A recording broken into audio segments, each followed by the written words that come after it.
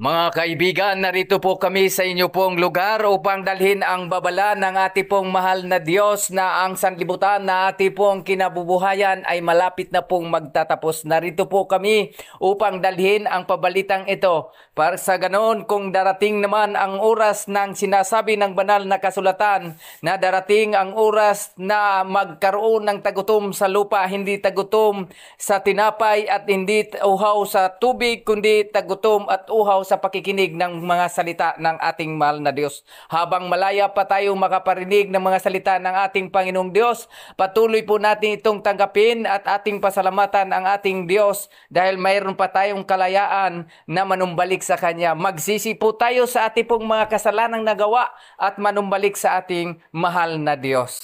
Bigan, nandito po kami upang ipahayag sa inyo ang pag-ibig ng Diyos.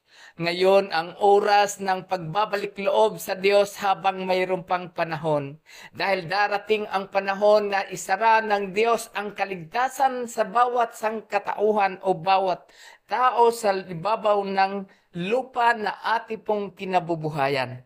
At narito kami ang inyo pong mga kaibigan, mga lingkod ng ating pong mahal na Diyos upang dalhin ang pabalitang ito na habang may pagkakataon pa, manumbalik po tayo sa Diyos, magsisi po tayo sa ating pong mga nagawang kasalanan, talikuran po natin ang mga bisyo na nagdudulot sa atin ng kapahamakan ng ating pong mga buhay. Sundin po natin ang kautusan ng Diyos. Ating pong itong isa kabuhayan ang mga salita ng Diyos.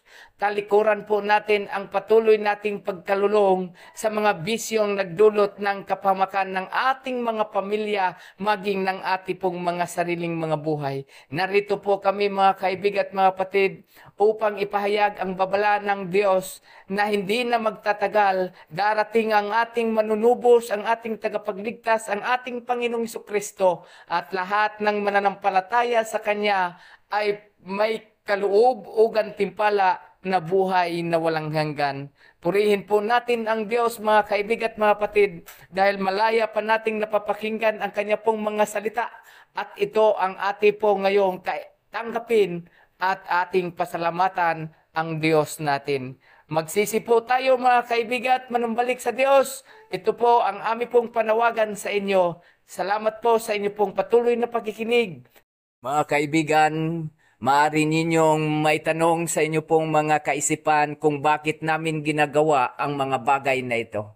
Nais lamang po naming ipaunawa sa inyo na mayroon pong pahayag ang banal na kasulatan na matatagpuan po sa Amos 8:11 na ang sabi po ng Diyos, darating ang mga araw na ang Diyos ay magpadala ng kahirapan, tagutom, kauhawan sa ibabaw ng lupa at ito'y hindi kahirapan o tagutom o kauhawan man ng tubig, ng tinapay o ng anumang mga bagay, kung hindi ito ay kahirapan at tagutom, kauhawan ng pakikinig ng mga salita ng Diyos.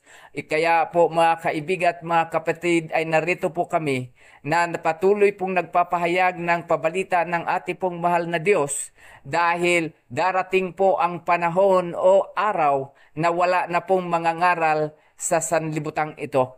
Kaya ang sabi po ng Panginoong Diyos sa banal na kasulatan, ipangaral ang salita ng Diyos sa pagsisisi sa lahat ng mga tao sa lupa upang sila'y magkaroon at makatanggap ng pag-asa na buhay na walang hanggan at ang sinumang mananampalataya bibigyan ng Diyos ng gantimpala. Kaya po kami ay naririto upang ipagkaloob sa inyo ang panawagan, ang pag-ibig ng Diyos sa sangkatauhan na ang sabi ng banal na kasulatan, ipangaral ang ebanghilyong ito at kung magkagayon, darating ang wakas. Mga kaibigan, narito na po tayo sa huling mga araw na ang lahat ng tao ay binibigyan na po ng babala ng Diyos na magsisit manumbalik na sa Kanya. At ating na pong layuan ang mga kasalanan, ating sundin ang kautusan ng Diyos at lahat ng mga nagbigay ng kapamakan ng ating mga buhay